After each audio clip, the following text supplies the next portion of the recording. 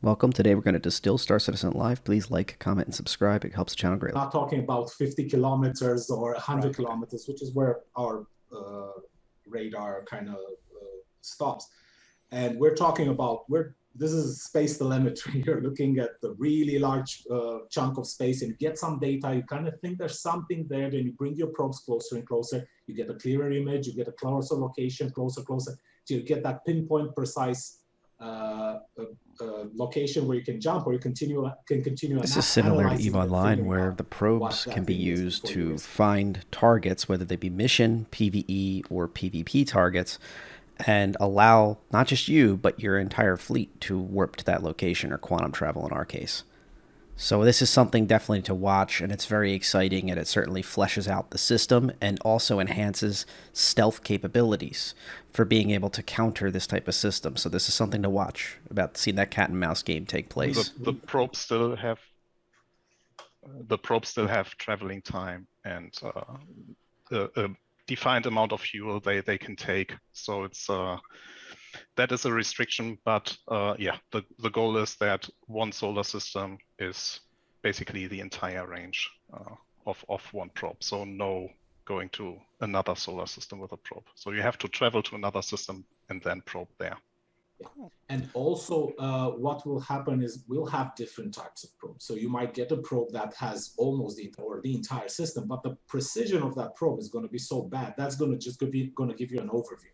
So if you want to narrow it down, you're going to have to use like very precise probes with a very limited. From getting to the core of is it Crusader where Horizon is based? So yeah, so ships will get an attribute which basically defines the atmospheric pressures it can take.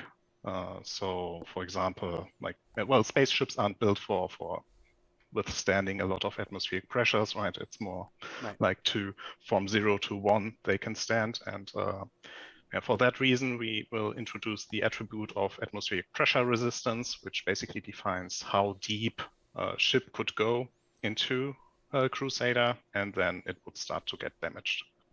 All right. And I'm just going to go out on a limb because I know somebody in chat's going to do this.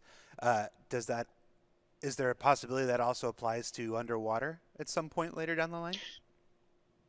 The system is generic enough that it can do that, but right now we focus on that and make that work, and then we can think ahead. I tried to get him, Dan. I tried to get him. No, fair enough, but it's a valid question. But I think there's more of a problem of do your engines actually function underwater? Right. I mean, because if you sink like a rock, you won't care about atmospheric pressure if your engine's over. You're still going to sink eventually. There's no getting out of that.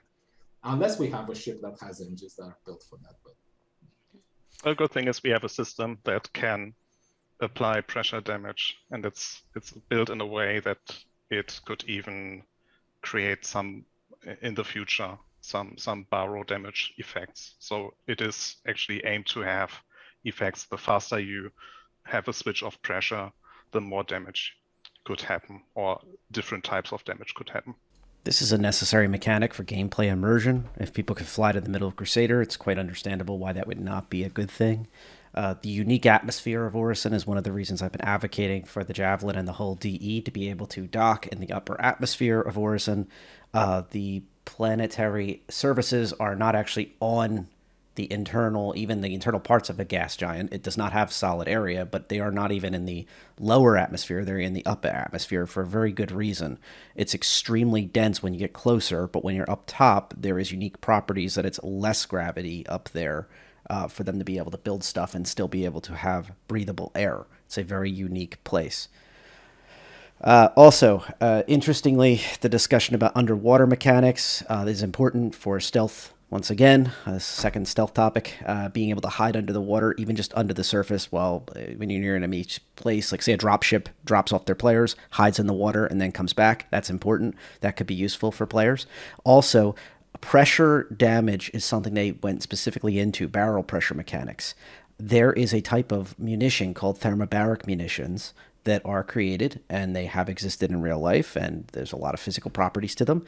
But being able to damage a tremendous amount instantly could cause a concussive damage to a ship that could add knock-on effects to different types of weaponry and add into different kinds of gameplay. So something to think about and something to look about. So this is not just for specialty mechanics, for Crusader. So the idea came about as we noticed that the actor feature team was working on looting. So the problem came that they were working on looting, but we didn't have anything to loot. They were thinking, yeah, loot from the character you just killed, but that is just a part of the puzzle. We would like to have a rich world in which if I enter an underground facility, well, there's stuff there I can just pick up, I can just loot, I can steal, I can. So there's the legal part of looting where you go there and you find things that belongs to no one, it's yours now. Then there's the stealing part of looting, as in this crate of good covers, the generation of items, of various types of items based on tags. And I think I can let Jacob talk a bit more about this part because he's doing more the engineering and how that works. So all I can say is that it just pretty much picks from a big pool of items who are tagged in a certain way, the ones that match that location. So if it's a desert medical outpost, I expect to find medical things. I expect to find crates that are, I don't know, refrigerated so they don't melt. If it's a beating heart inside, it doesn't melt in the desert. It needs to have medical brands on the crates, and the items inside, they need to be branded from any of our medical companies. So all of this stuff gets pretty much, we start with the location, and we do various spawn points inside that location where, like on a shelf, it can spawn. We put a point, and that's where a crate where we tag how big can you be. It can spawn, and we can choose how we do this, where I can choose a medical location where I can just spawn military equipment, because that's what I want. That's what my scenario needs. But in general, we want to be very, well, this is a medical location, has a medical tag. That tag gets propagated to that, let's say it's an outpost, the entire outpost, all the spawn points get that tag, automatically everything in there spawns medical things. Now, let's say I have a toilet in there. Generally, we don't want medical things to spawn in the toilet. So inside that room, I just go, hey, you are now a toilet. So everything gets a toilet tag now instead of the medical tag. So that will spawn, every crate that spawns in there will have to be a toilet specific. I might find janitorial equipment. So when I open that crate, the UI will show me, well, there's a mop, there's whatever janitorial equipment is needed in that area. This is important to the fundamentals of looting mechanics. What was just described was tagging systems and creating new loot that would be, in theory, randomly generated, but it's generated in the correct places that make logical sense. He used a pretty interesting example being a toilet, but it does make a lot of sense that janitorial equipment, cleaning supplies and such would appear there and not like medical products that are designed to go into somebody's body if they get hurt or something would be in this location. This is a good step forward. There's many other stages of the chain that are going to be needed. I'm going to let them keep talking, and I think they're going to go into some of the sub niches right now. Is this like the next evolution of the harvestable system? It sounds like something that can be built right on top of the work that you've done for the harvestables. One for you, Jacob. Yeah, very, very similar. In fact, in terms of generating the loot containers, it is the same system, just being used in a different way. And like Dan was saying, it's designed to be very, very flexible.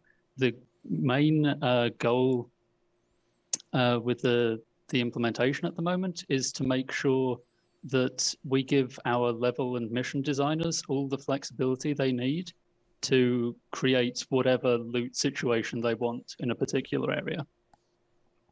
So yeah, we can, the designers can define what we call a loot archetype, which is a collection of tags that the items should have, maybe some tags that they absolutely shouldn't have.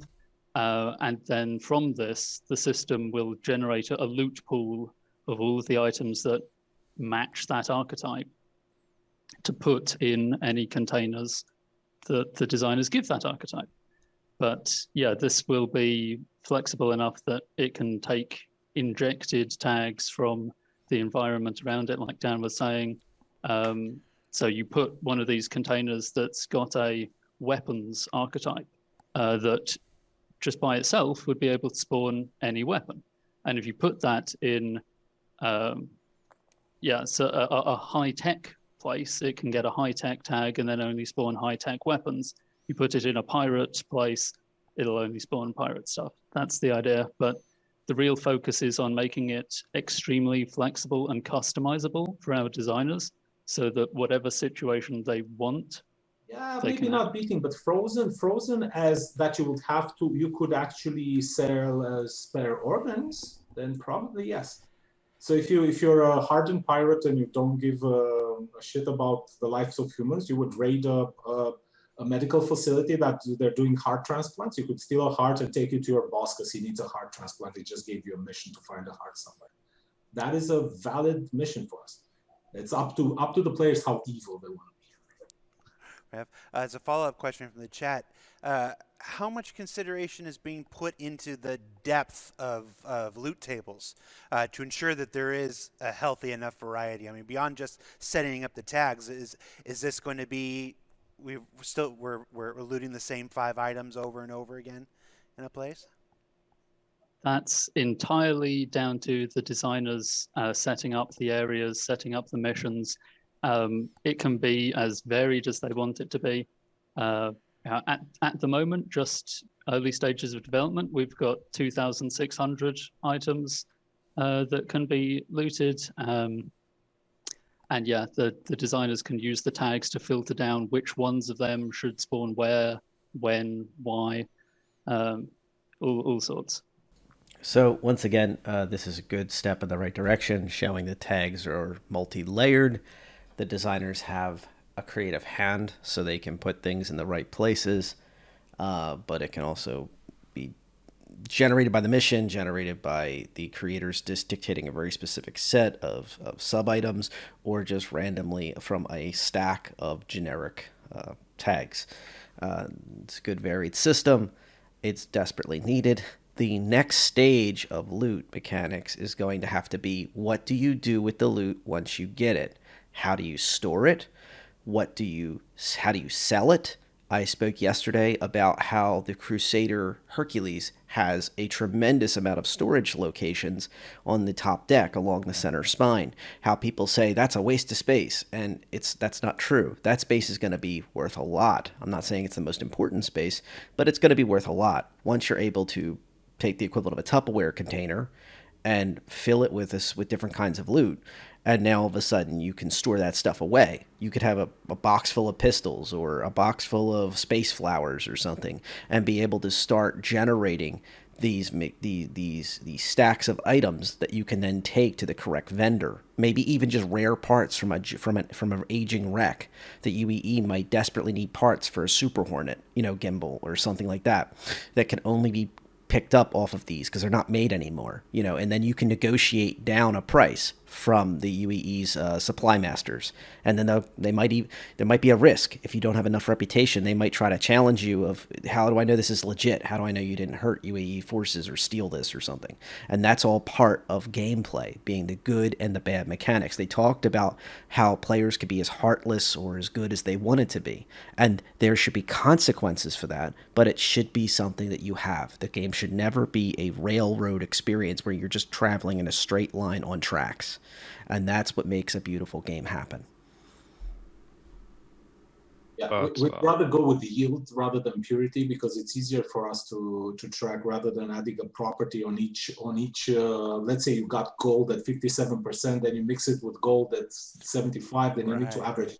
We'd rather get less gold out of it. You get pure gold, but it's less gold if you don't do it properly. So the system is always working towards the highest purity. It's just a question of what the yield is. Yes.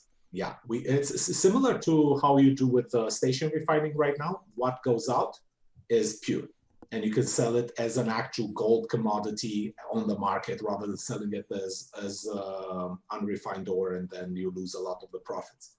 So what refining kind of aims to do is close a bit that gameplay loop that we started right now with mining, and we have to go to the station and kind of then you sell. We would like to be able to do all of this in the field where I get 5 prospectors or a few molds and prospectors and 1 refinery ship, and that refinery ship becomes like the hub where everyone kind of brings.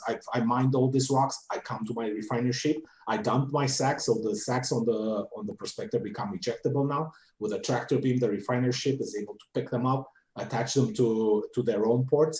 They are able to scoop all that stuff into their storage. Dump the empty sack. Prospector picks it up, goes back to mine again. Now the refinery ship is running, constantly churning. It's constantly running whatever the guys bring, and is trying to not mix the minerals with the metals and kind of separate, and trying to think, well, on this batch, I'm going to run this process because there's higher chance of yielding, of getting this material that I'm interested in. Might not care about aluminium when I got the Grecian in there, or I might dispose of some diamonds if I have some hephaestonite or whatever high price material. So it's going to constantly, there's going to be this choice where like, oh, if I add this catalyst to this furnace or this tank, I get to this reaction, I get to extract this and that. So it's going to be a lot of choices for the players. Obviously, as per usual with all of our systems, things can go awfully wrong. And if you add the wrong catalyst or don't watch the pressure, don't watch timers and what's supposed to happen, don't stop the reaction when it needs to happen, things might go boom. Things might go boom indeed, but it's good to see refinery gameplay coming online, both on the station side and also at least at some level on ship side, planetary outpost side.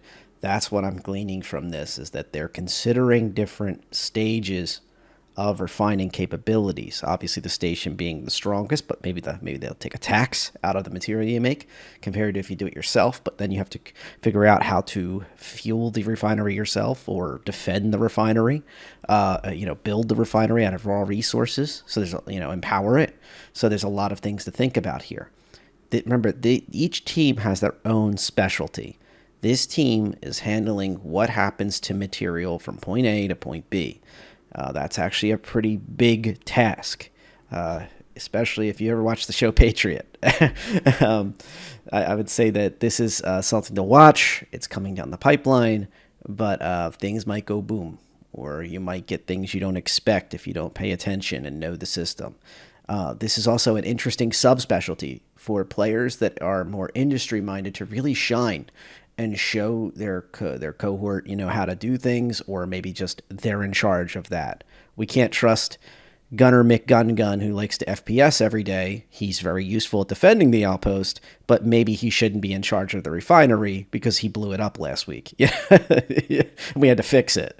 So just something to think about. I think there's going to be a lot of learning curve for everyone involved. At this point, you add the trader, not the trader, the hauler. He's not a trader. He will help this mining operation. He will be coming every 5 minutes. Comes, takes whatever was refined by the Starfarer, puts in his cargo hold, goes sell to the market. Come back, and that creates an entire operation that an organization can run for hours and just like keep churning profit. The difference is, the Starfarer might not be able to refine as good as the station does with like 95% yield, but it doesn't matter, because what you might get 80% or 60% doesn't even matter, because what you're transporting is so much smaller and condensed in value. You don't have to transport unrefined ore and ship by ship, and it takes forever. So you're transporting very high yield, going there, selling, ship comes back. And this is where another fun part comes in. You actually get pirates coming in and preying on this chain. They might destroy the prospector. They might destroy the refinery. They might destroy the hauling ship that is transporting the refined stuff to the station. And this is where you hire mercenaries or get your organization people to come in and protect your operation. Some will have to fly with the transport ship. Some will have to protect the refinery ship. So it creates this entire ecosystem where you have people preying on each other, helping each other, trying to make as much money as possible in as little time as possible, rather than waiting for. You have to pay attention to all the tidbits of the refining process, like the temperature. It's like similar to mining, but a little bit more complex, because there on the refining ship you have the reactor that could have a various amount of methods. So as already mentioned, there could be a furnace, there could be electrolyte system that could grow or help grow or separate crystals. Like you could add in some solvents like acids that would help you, and the entire reactor is built around that. So you could basically, in the end, our goal is to have you, as the owner of the refining ship, tailor your the refining process to your demands. So, for example, imagine a situation where you or your friend is focusing on mining just minerals. So you wouldn't have a furnace there, right? You would have prepare your reactor in a way that the reactor is more efficient with minerals than with metals. There's a lot to unpack there. You just heard a lead of a team tell you that the intention is to have the refineries that are run by players be more efficient than the station. I think the theory there would be the station may be very efficient and may be very useful, but it will be full of jobs, not just from players, but probably NPCs, and everybody's going to want to use it at the same time. So in a busy area, especially a safer area, it would make sense to have your own equipment and then still have defensive mercenaries running through, helping you out, running through things. So there's a lot to unpack there. Very exciting. This is another example of how mining and refining operations are going to influence the entire gameplay in many cases. When you have downtime and you're not busy in small gang PvP or running missions, one of the other things you'll be doing is either mining yourself or hauling for the miners or defending the miners, at the very least, on your other screen, maybe watching some YouTube. But, and then at a moment's notice, there'll be some screams on comms that there's incoming and that you're going to have to go into your prime. So very exciting stuff. I do love that the dynamic gameplay this will present, and the competition for the best mining locations will certainly be interesting. And also, I would say that I would love to see refining ships become an important part of the game, because I could see a refining ship making you very close friends with other organizations. So your org could use that as a recruitment technique, but also other organizations, maybe smaller fledgling startups that can't afford their 24/7 mercenaries and can't afford refining, will suddenly want to use your refinery, and you can tax them and get some type of resource, whether it be the AUEC that we can send to each other in game already, or maybe you can take 5% or something, speculation on my part. But I would love to see some basic level of that interoperability and starting to build up your friends and also your enemies. So very exciting stuff. The 737s with the little nose cone, and somebody comes up and they attach. What are we doing? Yeah, that's exactly what we are talking about. So for the Starfarer Refueling, which is the one that we are working on right now, is that we have a boom arm where the player in need has to dock to, and then the refueling process can start. Yeah. So I think I saw the question where it was about will we have drone refueling? Yeah, that's not yet the plan of the system. So the plan is right now to have a very direct system, because from my personal point of view, it's even the more interesting one, because imagine a ship that is docked to the boom arm, you do one slight movement, and it's something that both players have to pay attention in this process, right? So it's active on both sides. For the drone part, it would be more passive on one side or even passive on both sides. So for me personally, this one is the most interesting one. Okay. We have some other follow-up questions for refueling here. Will refueling be doable in motion, or will crafts have to come to a complete stop to proceed? Yeah, because we are using right now the docking system that we already have. So the Merlin to Connie docking, we rely on that rule setup right now. But actually, it's a good point, because we have to pay attention to it. It wouldn't make sense for some ships to be dragged basically by the Starfarer, so we have to adapt the rules as it goes. But for the first iteration, we definitely will just have the well-known. docking. Yeah, we would use exactly what the docking system offers. This was a nice surprise for us because we were looking initially and doing it a bit more simplistic, where it comes, takes whatever was refined by the stars fairly close, and there's a fuel transfer. But then docking came online, and we're like, wait, but we could just use this, and we get the connection between two ships for free.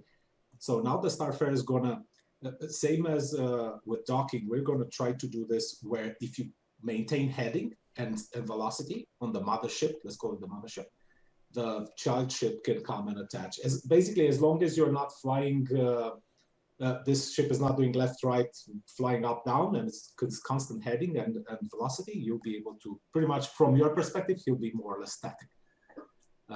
And you just come, you attach to it, and then you're basically attached and flying at the same speed. The problem comes because this is a thing we bumped into, and we're like, oh, how do we do this? What happens when someone runs out of fuel? Because generally when you need refueling, you're out of fuel. So that is the moment where you are not going to be able to do in-motion refueling because you cannot catch up to the other ship. So first of all, what we did was allow the ship that needs refueling to still move very, very slowly, and only during the refueling maneuver. Basically, the ship maintains a very little amount of fuel to get you out of trouble for the refueling process. It doesn't allow you to use that fuel for flying or dogfighting or something like this. But once you go into refueling mode and you're attaching to a Starfarer, it allows you to very slowly drag yourself to that fuel port. Now, if that Starfarer was moving at even 100 meters per second, you're not going to catch up. Some pretty straightforward discussion there, that they're creating docking being associated with refueling, and the main focal point will be the Starfarer and the Star G for the initial rollout.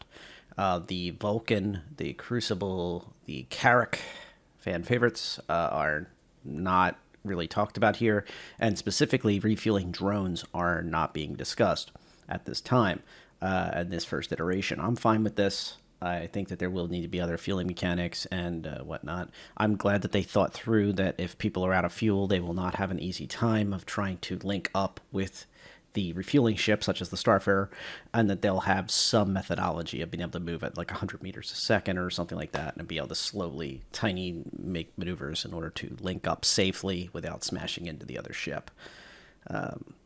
It's good stuff. Difficulty and bringing in more difficult rocks that require multiple players with a super high-end gear to break, but also super high yield of resources from them. I think that is kind of missing from a content perspective. From a system perspective, when it comes to small, let's not call it small ship mining, it's pretty much medium ship mining, because the Prospector and the Mole are not that small. We're in a good place now where the people that were working on this are trying to help now with other systems in other parts of the game. So we're gonna, I don't want to say put it on hold, but it's going to slow down development on mining. Is it done? No, far from it. There's still the Orion. There's still, when we get that Orion out and all the bells and whistles that come with it, that's probably when I'm going to say, yeah, that is mining. It's complete. There's still some stuff we can do on FPS mining. FPS mining was released and didn't receive much love for 2 years, more than 2 years, maybe 2 years, somewhere there. It's an integral part of the game, but it could use some love. We've expanded on the ship mining. We've done consumables, we've done components, we've done gadgets. This does not exist for FPS mining. So we would like to be able to take that multi-tool and equip it a bit more. I know the actor feature team are also working on a specialized version of the mining tool, because they're doing the same for a lot of the tools like tractor beam and all these things. They're going to get specialized version, more powerful, but they're not modular where you can just change an attachment and use it for something else. Sorry, my voice is gone. Probably the actor feature guys are going like, stop talking about that. So I thought Tony Z was the only one who dropped live A-bombs like that. Fantastic information right there. So you just heard live on here, the Orion is going to be the end cap of the mining experiences. It has a lot of unique things that are not set up yet, but they're going to be working towards them, and that's their goal as the end cap of mining. Also, the more important at this moment situation is that the multi-tool that we use for all sorts of different things made by Greycat will have a twin that will be a tool specializing in each field that will be more powerful but not modular. So you will not go buy the Greycat multi-tool and slap in a mining bit and then change it over to a cutting tool or change it over to a tractor beam. Rather, you will want to maybe start with that, earn enough UEC quickly to be able to knock out enough money to be able to pick up that more advanced tool. And I guarantee you there will be subscriber pieces to these, like skinned versions that you will get constantly, throughout with all sorts of different paints on them. I guarantee that will happen as part of that second iteration of hand tools. Source all the multi-tool skins that we've had so far, from golden colors to camouflage paints of all types. So bear that in mind if you're thinking about, let's say next year they start rolling this out. That'll be your warning if you're excited about different skins for non-weaponry. That would be the time to start thinking about becoming a subscriber, at least the lower tier, to get access to that. Or just wait until they all come out, see which ones you like, and then take 1 month of subscription or future subscriptions, and then pick it all up in the extras section of the store. It's just something to think about and keep in mind. Usually there is a single paint version for the $10 subscriber. And the second one is the $20 subscriber, and the third one is purchasable in the store only. But all three, at any given time, even past when they come out, you can purchase in the store for those who are not uninitiated about the subscriber program. And there's also a ship that's free to fly for that month. It can be even big ships like the 600i or the Carrack, for example. So just something to keep in mind. That's going to do it for this episode of Reg is Distilled. Please like, comment, and subscribe. It helps the channel greatly. In particular, on this video, I wanted to recognize Kaz, one of the subscribers in our group, for making a channel logo for us. It looks really nice. Can't wait to see the final result. And also, I wanted to thank all of you for subscribing. I will be doing a subscriber special video when I hit 100 subscribers, which shouldn't be too long. So please spread the word of this channel, and I'll be glad to kind of do a couple fan favorites, for lack of a better term, for anybody who's fans of old shows, especially canceled shows that shouldn't have been canceled so soon. Thank you all, and have a great weekend.